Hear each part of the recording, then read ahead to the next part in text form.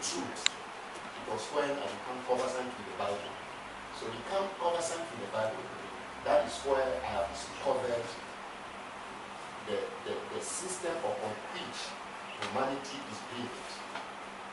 That is, you hear the wrong that God wanted to change from Noah, and then the evil,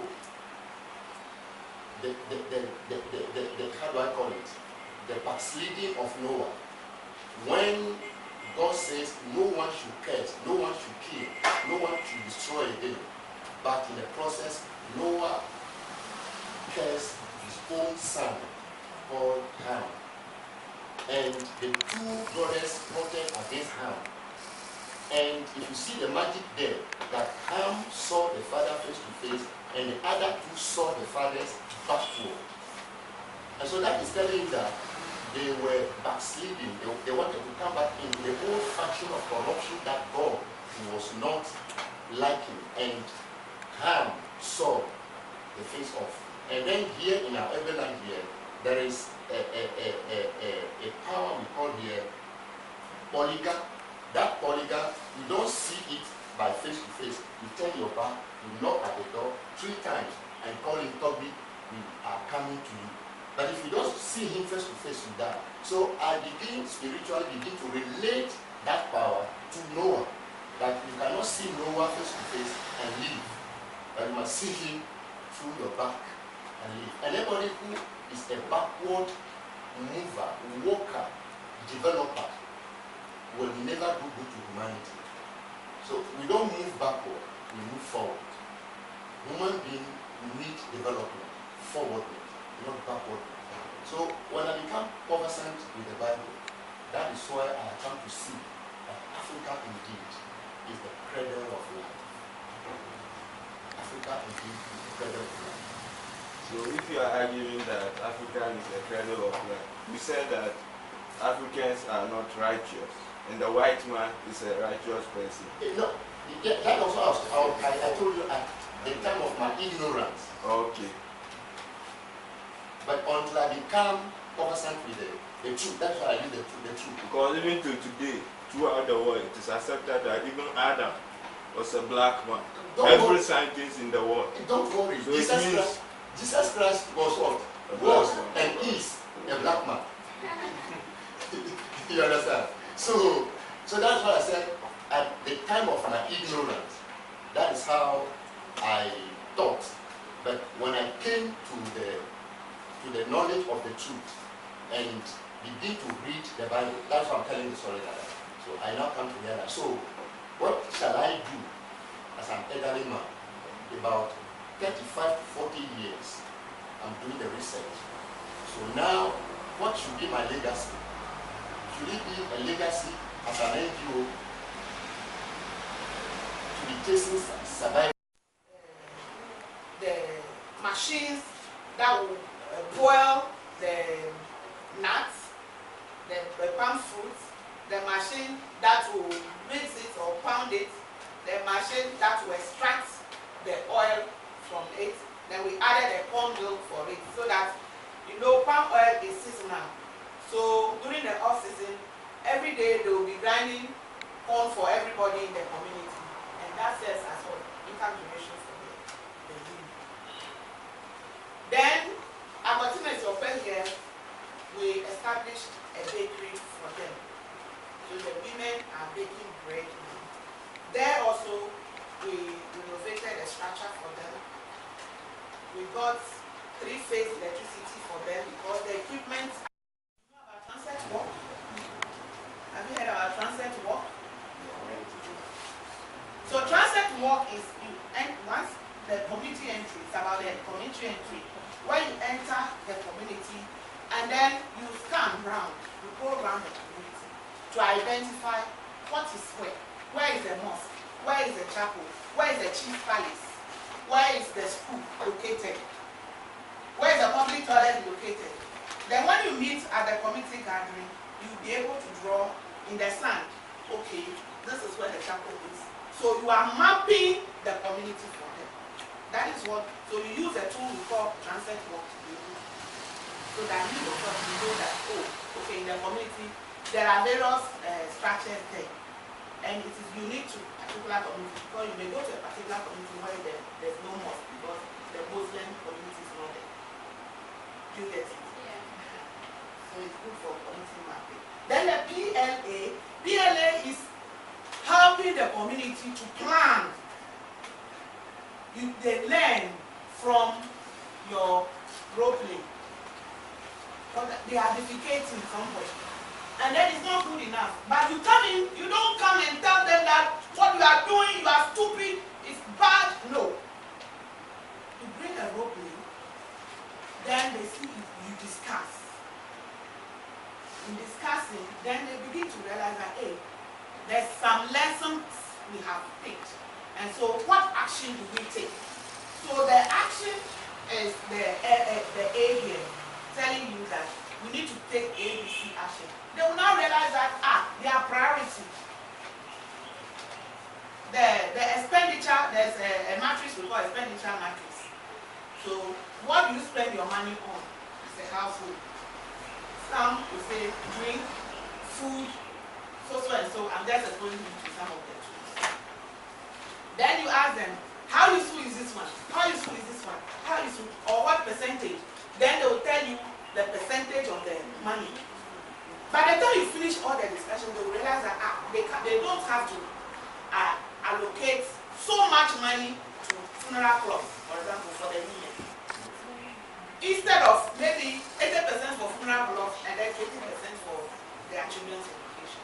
So they will turn it around now and take an action and say that now we are going to spend 80%. But what happens is that you should, as a person or as a group, you should have a common interest. A common interest is key. Because if you are not all on the same page, somebody will be thinking that, oh, it's because of money, that is why I'm establishing an NGO, you have failed already. If you think that it's because of money, that's why you're starting an NGO. It's a lie. You will not exist, you will not persist. Since 2000, we are still alive. If we had at the back of our mind that we wanted to make money, we will not exist, because when they give you the money to do the activity, you will not be able, you will not do it. You use the money maybe to buy a car or to put up a house. Will that donor not chase you? You will not exist. Because you yourself will be afraid of your own shadow. And so you run away. You won't have an office physically seen. So you find some NGOs like that. Their offices in their car, vehicle, or in their pockets. There are NGOs like that who are spoiling our business. So this is Enyonam giving a talk on HIV in one of our community. And these are some of the group members. They are training, and then they are doing group work. That is their evaluation. Let them see the board inside the job.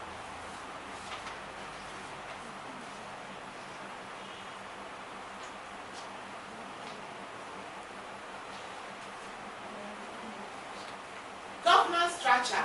Every NGO has a governance structure. And that governance structure is key. Before any donor gives you money, they want to see how your governance structure is. And the first thing is the board of directors. I think one of you wanted to know how GLOWA is structured. So that is GLOWA board. And then this is our board chairperson. As our policy, because it's a women empowerment organization, the chair is always a female. You can't be a male and be the head of GLOWA. And the CEO is also a female. Then there's the vice board, the revenue, senior.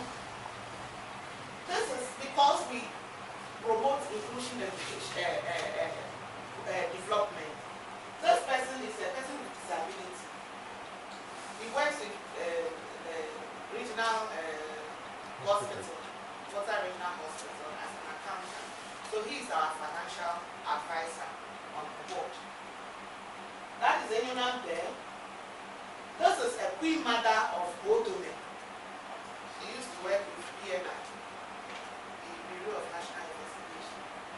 And these are board secretary and board treasurer. So the number should be odd. The number for the board should be an odd number. That is what you have to note. Then also, apart from the board, then you come down to management. That is the executive committee. The executive committee, or the SFO, is made up of the chief executive officer, the programs manager, and then finance. So it's there. Now the board serves as what? The overall, and they provide policy directions. Then he was supposed to spend 3 days. He spent 5 hours in that. Because when he asked for this, what about this? He did it to me. What about this? He did it to me. What about this? So proper record keeping, financial record keeping is very important. And that way they will not even be tempted to be looking for nitty-gritty faults about whatever. So the person just says to me, this is good. That is how you build your credibility in the civil society. Very, very important.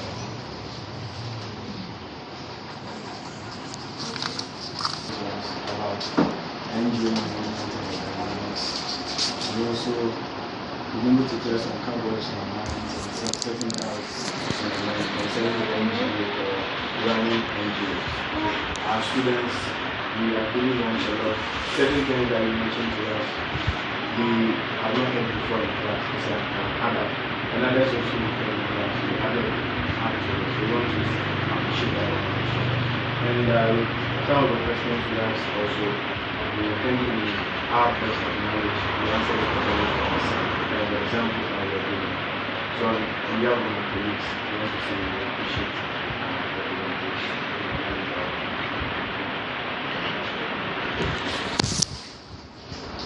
Who do clap for me? The HOD. Just a minute. Just a minute. We have the department, the public social work. We would say that we are very happy to be in Hope, to be at the office, GLOWA, and then Custard at this work. We have been actually broadened in terms of knowledge, what we speak today. I handle community development. So you see that some of the students, you say some of the things, there will be some checking to show that they've heard some of the things in class. And some of them will say no. That's not to give a critical background to what you have witnessed today. It's because in KNUST we run elective courses. So some of the students will choose to do a particular course. So they will do medical, others will do community, others will do children. And we have a combination of all of them here. Yes. So that is why occasionally you will see people saying we don't know this, not about that. But in all, we've learned a lot. And we've actually benefited in terms of the practicals. We handle the theoretical aspect. We teach them, if you want to do community entry, you go to the community, you have to contact the chief. But you have actually brought everything to the floor for them to see how we've gone about doing that, the challenges that we have encountered, and how you have even run around it to be able to come this far. And we will say that GLOWA is not an NGO that is very popular for all of us to have heard about it. But from what we have picked today, we are going to be ambassadors of GLOWA. Yes. Because we've seen that though it's not a very popular NGO, you are doing a lot.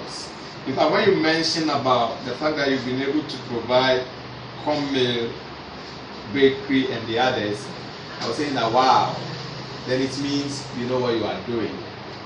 And so we are very grateful, we are very happy, and want to encourage you to move on and continue doing what social intervention areas. These are critical areas in our country today. And I believe that should we get other NGOs partnering you in other parts of the country, will come to a holistic achievement. And women in Ghana, the youths, children, people living with HIV and AIDS and all the others, will feel that life is worth living. And that will help us all to see fulfillment. So we want to encourage you. The challenges are there, but continue to fight them. And as we go out there, we also try and also sell the NGO for you.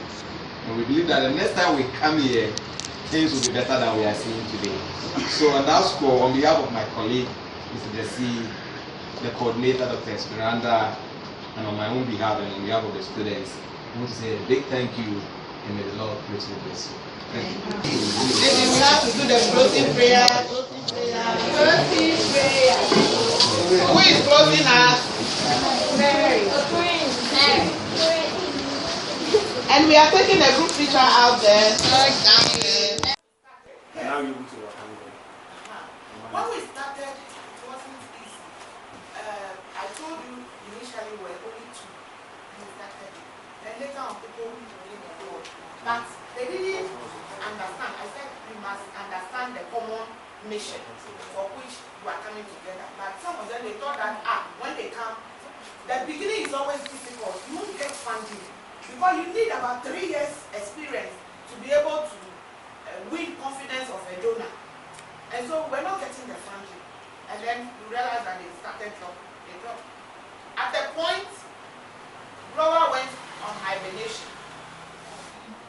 We hibernated for 3 years. Oh yeah. We hibernated for 3 years and then we resurrected. I said, there's no way this spirit, this light will be quenched. So we came up again, reorganized ourselves, and we took off.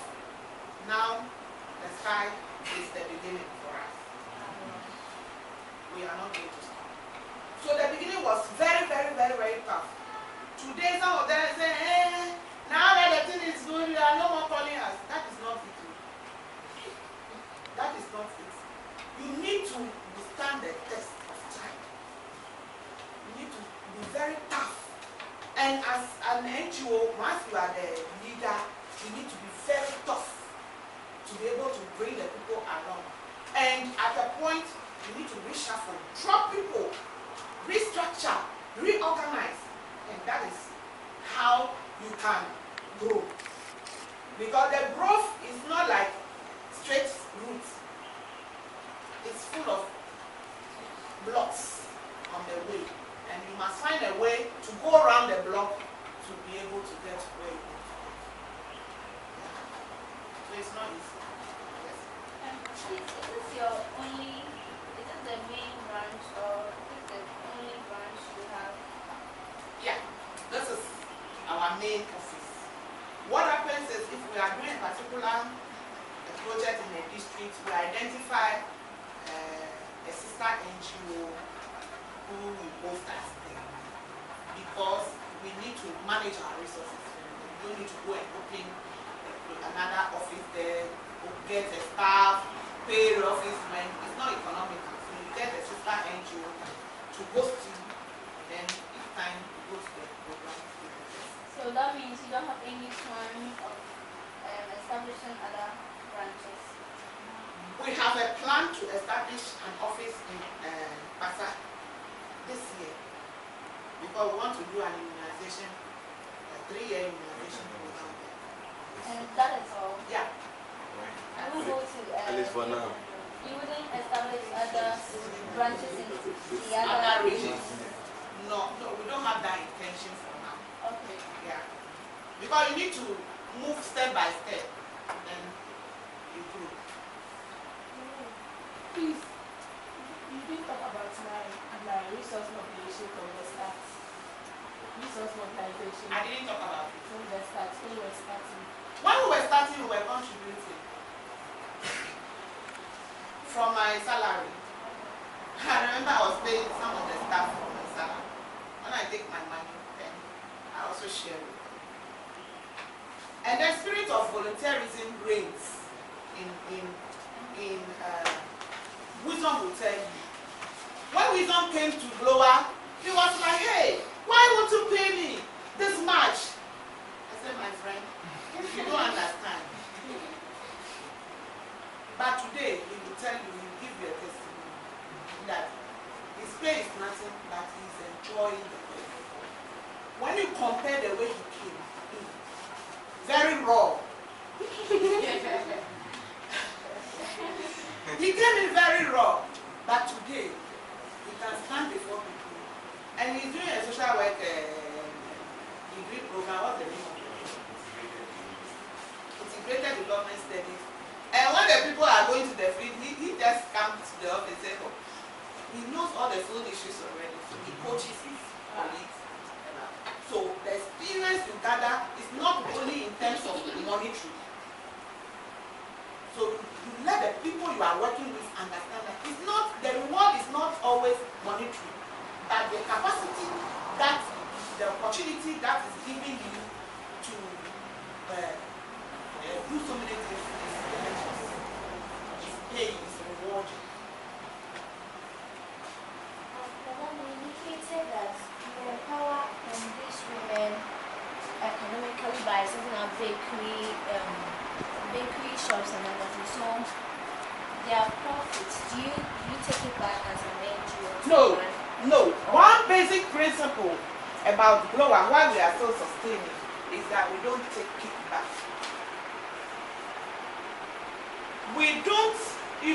As an NGO, you don't have to do that. It's not a good practice. It's not a good practice. You need to be very transparent. You remember what Mr. Lee said, that anyone is always transparent.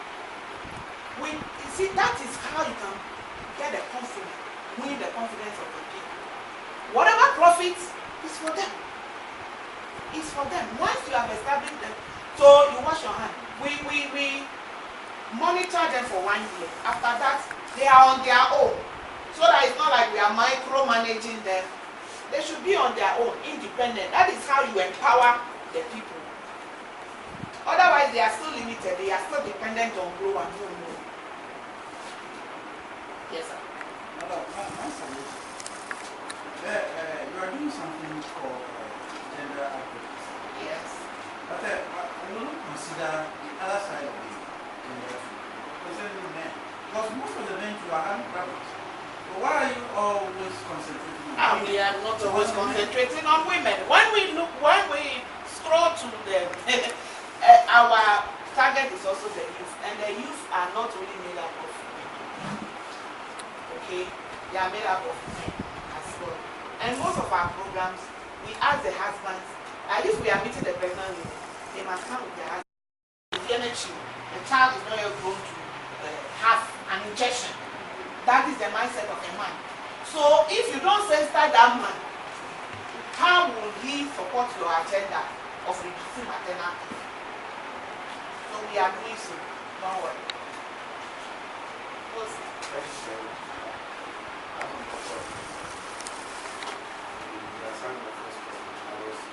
Asking if someone describes you as another gender fighting for equality, what would you do?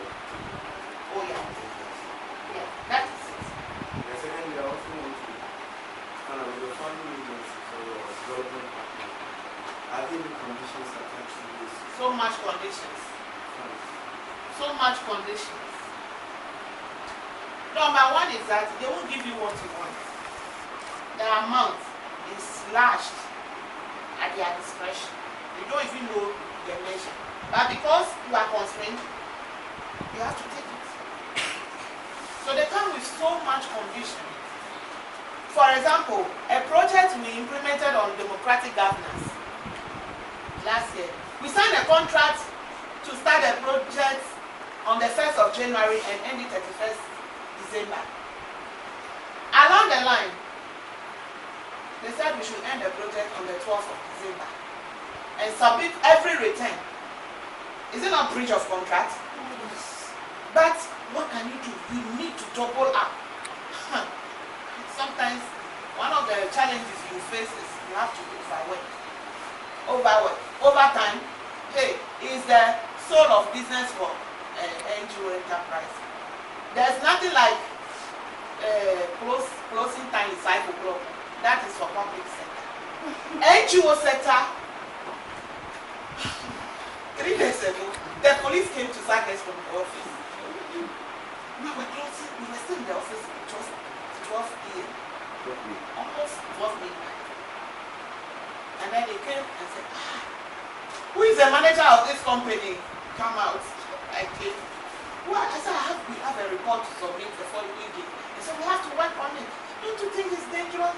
He spoke to me nicely, but I understood it that it was too late for us to stay at work. So we had to. Yesterday we closed at 9 p.m. Because there's pressure at work. And you can't afford to get so many staff, you can't manage them, you can't pay them. So you need to manage small staff, and then they will do some overwork. And then when you get some money, you also motivate them. Overtime money, allowance, take this, then they are happy.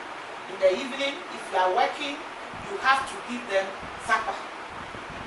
You refresh them, then they get the energy. Some will say, for me, we are hungry. Then you give them food, give them mineral. They are energized to work. So the challenges are great, but your ability to manage them makes you a good leader.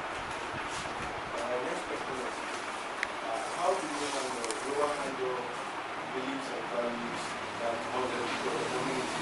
For some communities have their own values and beliefs, and I think most of them impact some of the problems. How do you handle it? That's a big question.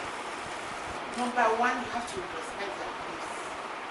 But those that are detrimental to maybe the health status of maybe pregnant, and some of them will say you can't take egg, you don't eat among people. You need to sensitize them.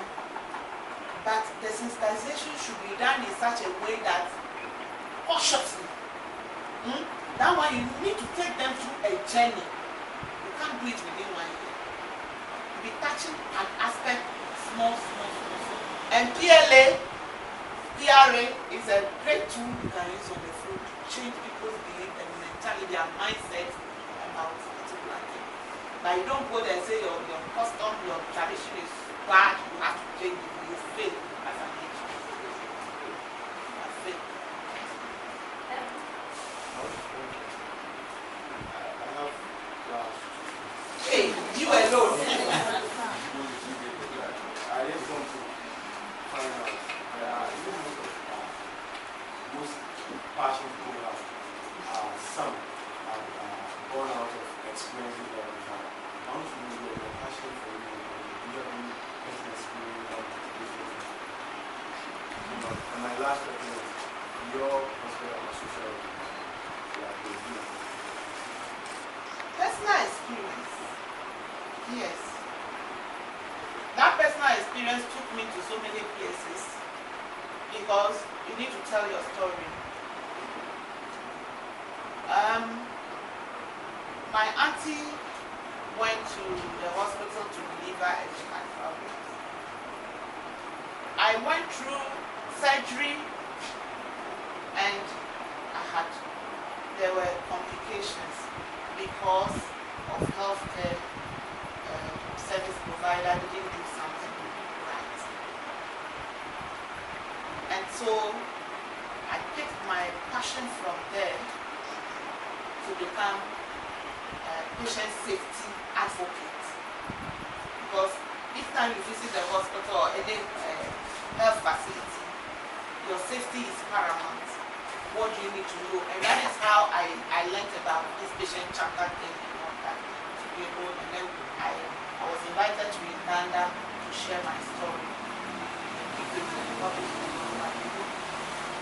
I don't want to go into that detail, but I had personal experience. And one thing, when I hear a woman giving life, a pregnant woman going into labor, giving life, and then the woman ends up losing her life, and the rape is something that breaks me down. I don't want to hear it.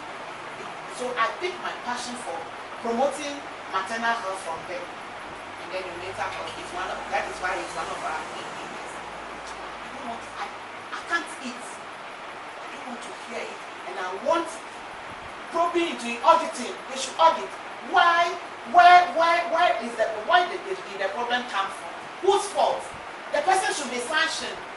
So they all know me and they love me. So you pick your passion from set not only your personal experiences, but experiences of the people around you. Then the last question is about what? Prospect of social work in Ghana is very delayed.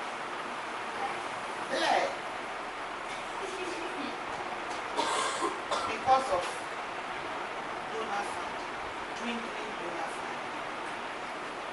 What is happening now is that you can't stand alone and be able to do it. So you can start alone, you can't stand alone. Do you understand? Yeah. It means that as you grow, you need to go into coalitions, partnership, you register. GLOWA, when you see our network.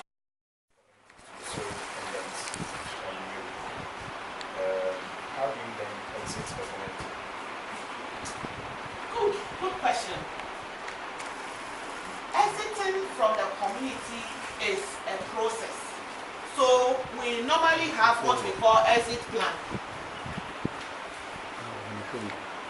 Exit strategy plan.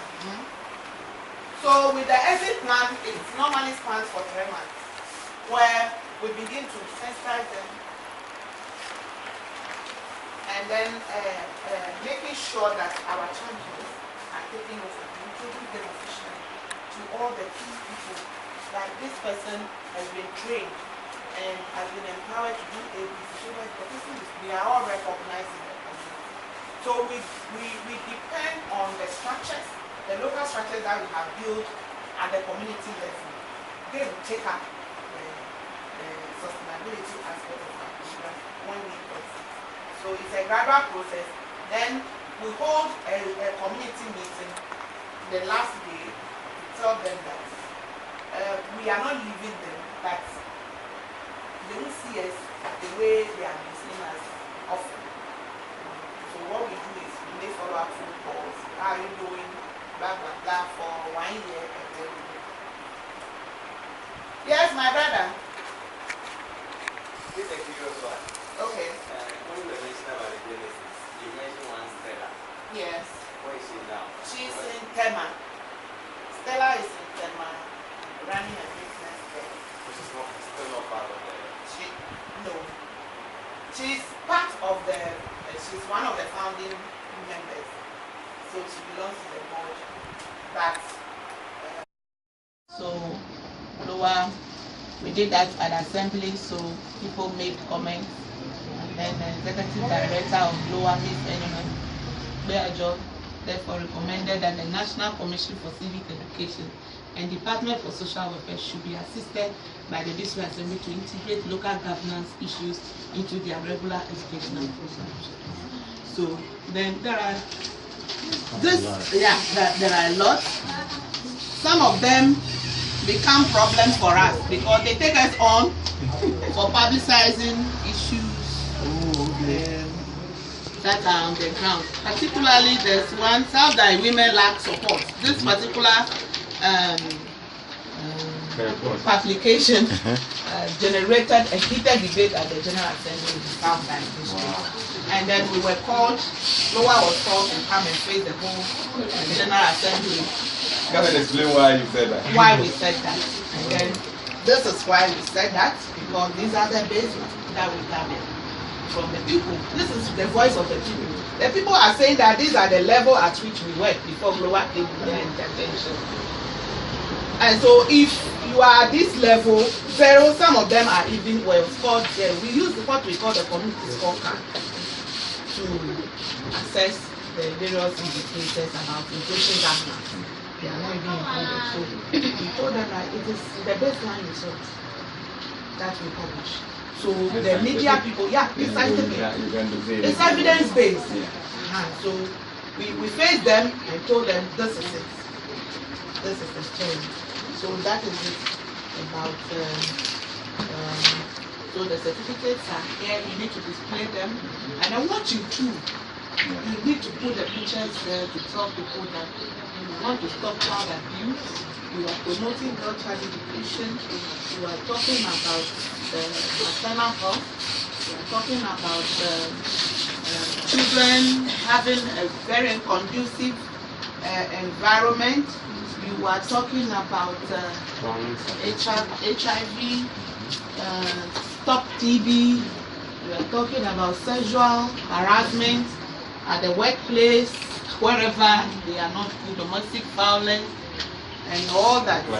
Climate change is there.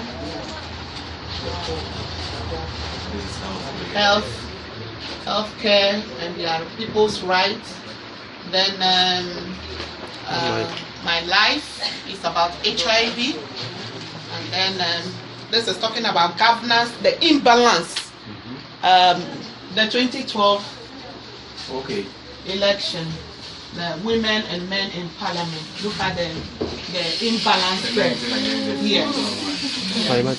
So the scale is so, instead of it to be at the same level, it's still 10 like this, where there are more men, plenty men there, and then only few women. So our posters alone serve as what?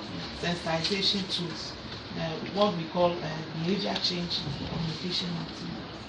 So if the children are passing, they stop and say, you listen to them. Listen is happening in my life. This my mother beats my father beats, or my father beats my mother beats. You know, yes, so many. So it's educating the public. And then the files are organized.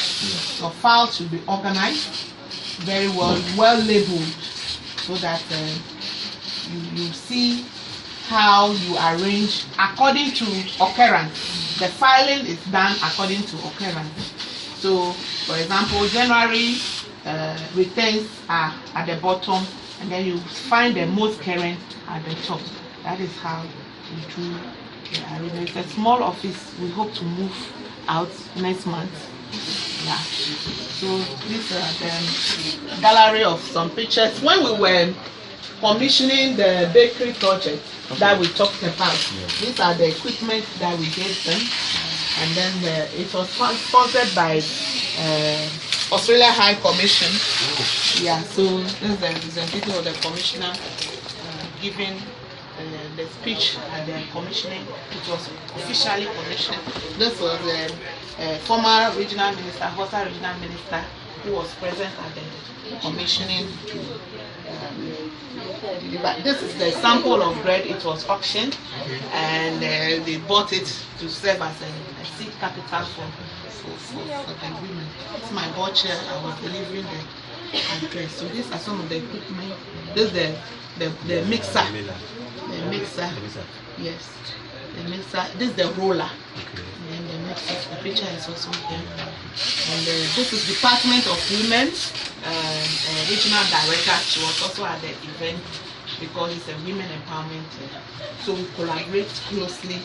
And when I talk about collaboration, these are educational issues, promoting KG, early childhood education. And I went to Germany, and then I was teaching the children some Ghanaian dances. So this is the gown. We are learning the gown steps. These are all activities in each school. Activities we are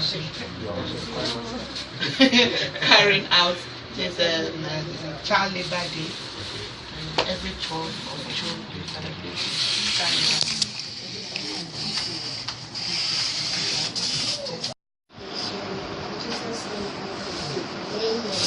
Where the critical indicator of the knowledge of governance, the baseline results was 9.5%. The assessment result is 4. There's a difference. So with all the indicators there, you use it to measure the success level of your project. So this is a summary. The full report is there.